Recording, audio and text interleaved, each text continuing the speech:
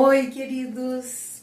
Eu me chamo Márcia Girardi, eu sou psicóloga, há mais de 20 anos eu sou formada e eu trabalho com a terapia de esquema há mais de 7 anos, voltada para o nicho de relacionamentos, né, basicamente. Mas acaba atendendo outras necessidades assim das pessoas que chegam no consultório, envolvendo a relação, o relacionamento, porque quando nós falamos em relacionamento de um modo geral, as pessoas se remetem a relacionamentos conjugais, afetivos, de namoro e tal. Mas na verdade nós nos interrelacionamos o tempo todo, todos os dias da nossa vida, em várias situações. E na maioria das vezes nós pensamos que estamos nos relacionando com as pessoas e conosco mesmo nas nossas escolhas através da nossa cognição, do nosso pensamento, das nossas decisões lógicas e racionais. E na verdade não. Na maioria das vezes existe um processo inconsciente por trás de tudo aquilo que nós decidimos e que nós escolhemos. Sejam situações com decisões positivas ou escolhas com decisões com resultado negativo. Então, nós temos esquemas, que é o nome, então, né, da abordagem com a qual eu trabalho, que se chama terapia do esquema. Ela é focada basicamente nas emoções. E o que são esquemas, então, né, para que vocês possam entender isso? Esquemas são necessidades emocionais que não foram satisfeitas durante um período da nossa vida em que nós somos considerados vulneráveis. Vulneráveis não significa frágeis, mas incapazes de poder tomar decisões por si só e resolver as coisas como pensa ou como decidir. Por quê? Porque isso acontece num período em que, entre o nascimento e a adolescência, em que nós não temos autonomia, nós não temos ainda nosso cérebro todo formado para poder decidir as coisas com segurança. Então, nesse período, os adultos da nossa vida, eles são figuras muito importantes, porque a partir do que eles nos ensinam, do que eles fazem conosco, do que eles trazem como verdades, nós vamos absorvendo e acreditando, porque aquelas pessoas, sem a capacidade de decidir se aquilo ou é certo ou errado, a gente vai acreditando, porque eles são figuras importantes até pelo fato de serem adultos e nós não. Então, essas pessoas, às vezes, com as verdades delas, elas são como que, para dar um exemplo para ficar mais claro, como se elas colocassem lentes coloridas nos nossos olhos. Elas nos entregassem óculos com lentes diferentes da realidade para a gente usar. Só que essas pessoas fazem isso também de uma maneira inconsciente, elas não sabem o que estão fazendo, com a maneira como elas interagem conosco. E tudo isso vai acabar refletindo na maneira como, quando nós nos relacionamos com outras pessoas, o que a gente traz para compartilhar como verdades internalizadas, verdades que a gente acredita nelas, né? E necessariamente não é sempre assim. Às vezes quem aparece nesses momentos de decisões ou de interrelações são a nossa criança vulnerável, por emoções ativadas, de maneira inconsciente isso tudo. E não a parte nossa adulto saudável, que seria aquela parte capaz de analisar uma situação, avaliar com distanciamento para poder entender o que é melhor fazer ali. Eu compro essa briga, eu não compro essa briga, eu argumento sobre isso, eu não argumento sobre isso, eu entendo que o que o outro está fazendo que me causa dor é proposital, ou será que aquele comportamento da outra pessoa é o que me causa dor porque ativa em mim uma memória do meu passado. Então, essas capacidades todas, elas são do adulto saudável e não dessa criança vulnerável.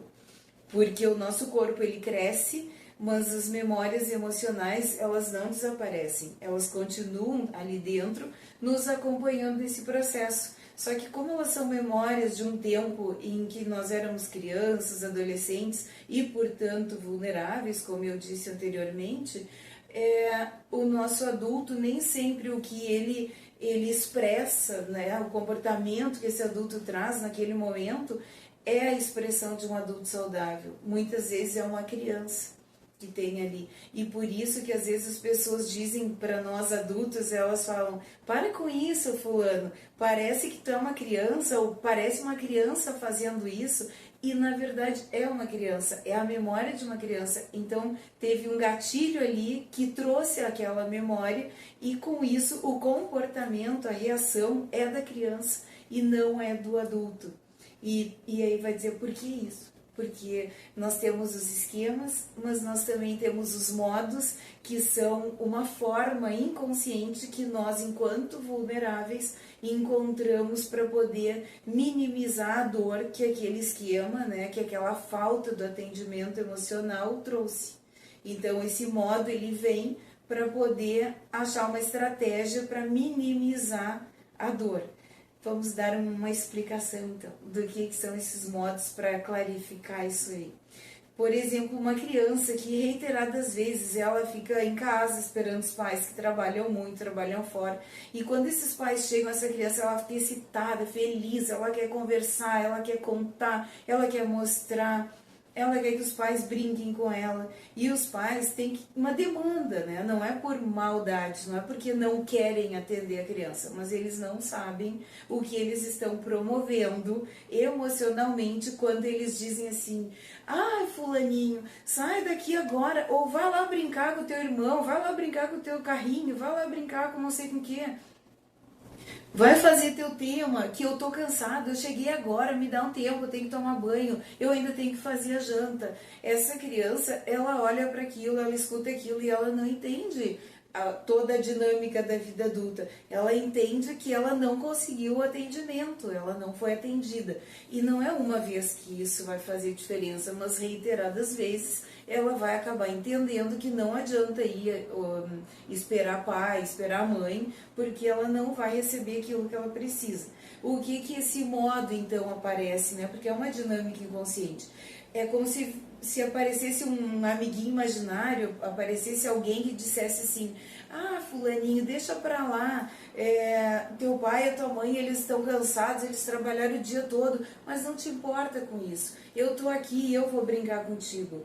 Esse modo faz isso, e a criança começa a se distrair com outras coisas, mas não significa que ela esteja bem ou que ela se sentiu nutrida por estar fazendo isso. Então essa criança, ela vai crescendo e vai acabar se tornando um adulto, e na vida dela futura, ela não sabendo que ela cresceu, porque o modo não entende que ela cresce. O modo, quando em outras situações em que a pessoa não atende ela começa a se fechar e a se voltar para ela mesma, buscando se distrair, entre aspas, com outras coisas que não seja aquela relação principal. E agora trazendo então para o relacionamento adulto, por exemplo, num casal. Digamos que o marido ou a esposa chega em casa, ou o companheiro, né, independente de sexo ou de gênero, chega em casa, ou mesmo namorados que não se veem todo dia, mas às vezes não se veem a semana toda, e quando se encontram, alguém começa a ter outra atividade, seja olhar o celular, assistir um filme, desconectado do outro, e aquela pessoa, ela olha para aquilo, e a memória que vem é daquela época em que ela era criança, e que ela também não era atendida, em que ela não se sentia com valor, não se sentia importante.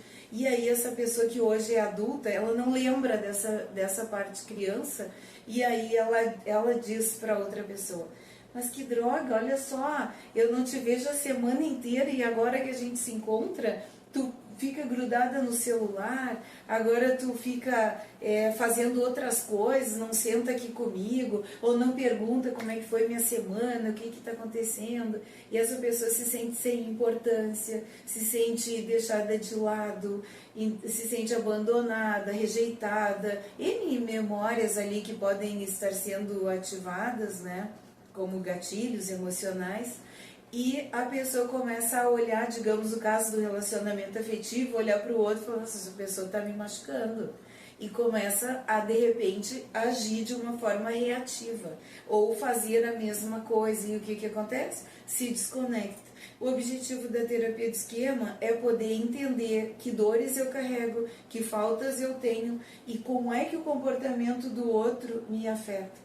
para poder olhar para aquilo e comunicar para o outro: fulano, quando tu ages dessa maneira, faz com que eu me sinta desse jeito. Quando a gente faz isso, a gente oportuniza o outro a poder nos reparar, que é a reparação da nossa criança, é um acolhimento, e não propriamente do adulto que está ali na frente dela.